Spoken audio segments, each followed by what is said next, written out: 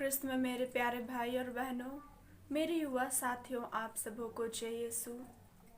हम इतने दिनों से हर एक सुबह एक एक संत के बारे सुनते हुए आ रहे हैं जो अपने जीवन को प्रभु के लिए समर्पित किए, अपने जीवन में प्रभु के कार्य को किए।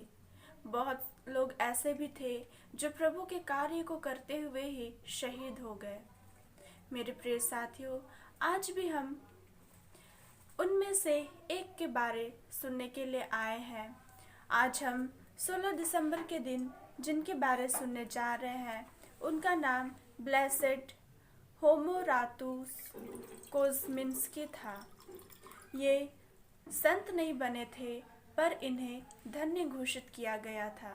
ये भी अपने जीवन में प्रभु के कार्य को किए थे।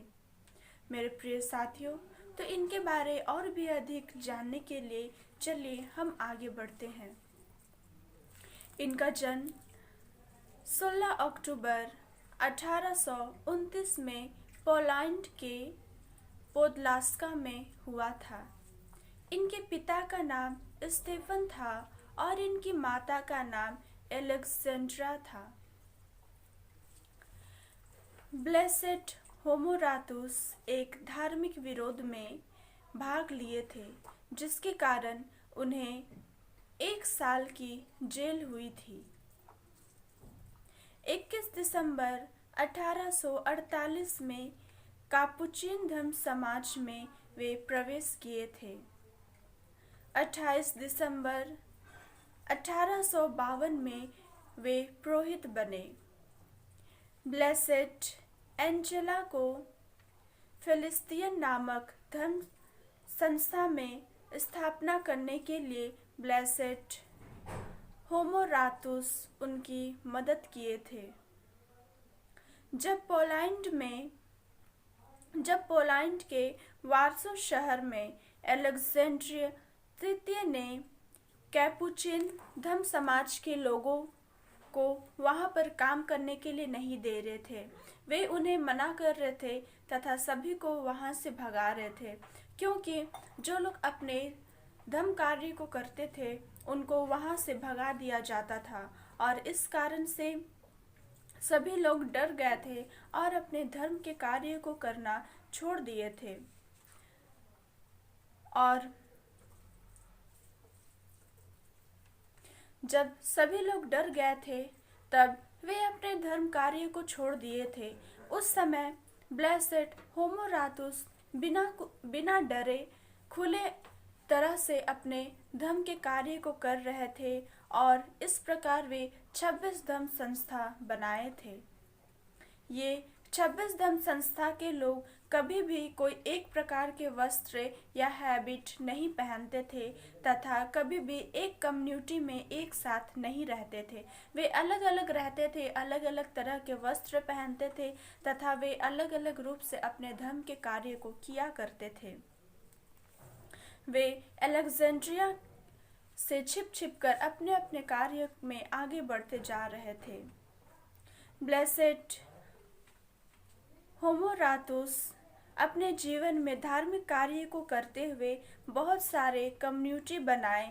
उसी तरह वे बहुत सारे धार्मिक पुस्तक भी लिखे थे, जैसा कि ईश्वर भक्ति जीवन, माता मरियम की भक्ति के बारे, पल्ली पुरोहित के जीवन के बारे और इतिहास के बारे भी वे लिखे थे। वे अपने जीवन में संत फ्रांसिस के तीसरी संस्था में वे उनके साथ काम किए थे। वे 1884 से 1916 तक पोलैंड के कापुचिन धर्म संस्था के मुखिया थे। वे पाप स्वीकार सुनने तथा धार्मिक गुरु माने जाते थे। वे अपने जीवन में प्रभु के कार्य को करते रहे और इस तरह 16 दिसंबर 1916 में उनकी मृत्यु हुई। संत जॉन पॉल द्वितीय के द्वारा 1988 को उन्हें धन्य घोषित किया गया था। उनके पास सुसमाचार के 42 उपदेश थे जो 21 भाग में बटे हुए थे। मेरे प्रिय साथियों, आज हम ब्लेसेड होमोरातुस के बारे सुने। मेरे प्रिय साथियों, हम सभी अभी आगमन के समय में हैं। हम अपने दिल को, अपने मन को पूरी तरह से तैयार कर रहे हैं ताकि हम अपने पूरे दिल को अच्छी तरह से साफ करके, अच्छी तरह से सजा कर अपने यीशु के आगमन की तैयारी कर रहे हैं, ताकि हम अपने दिल को अच्छी तरह से साफ करके, उन्हें सजा करके उसमें अपने यीशु को वेलकम कर सके। मेरे प्रिय साथियों, हम आज ब्लेसेड होमोरातुस के जीवन में देखें कि जब अलेक्जेंडर वहाँ पर लोगों को अपने धर्म कार्य करने नहीं दे रहे थे, उस समय ब्लेसेड होमोरातुस अपने धर्म कार्य को छोड़े नहीं। वे बिना डरे खुले तरीके से अपने धर्म कार्य को किए और 26 संस्था भी बनाए और उनमें लोगों को इकट्ठा भी किए और उनमें रहने वाले लोग भी इनका साथ दिए। और वे लोग कभी एक साथ नहीं रहते थे एक कम्युनिटी में, और ना ही एक जैसा वस्त्र पहनते थे। वे लोग अलग अलग तरीके से रहते थे और अलग अलग रहकर भी प्रभु के कार्य को करते थे। मेरे प्रिय साथियों, जैसा कि हम अभी आगमन के समय में अपने यीशु की आगमन की तैयारी को कर रहे हैं, तो हम इनके जीवन से सीखें, इनके जीवन से हम आगे बढ़ना सीखें और अपने प्रभु की आगमन की तैयारी को भी अच्छी तरह से करें। मेरे प्रिय साथियों, आपके पूरे परिवार में प्रभु ईश्वर की शांति एवं दया बनी रहे।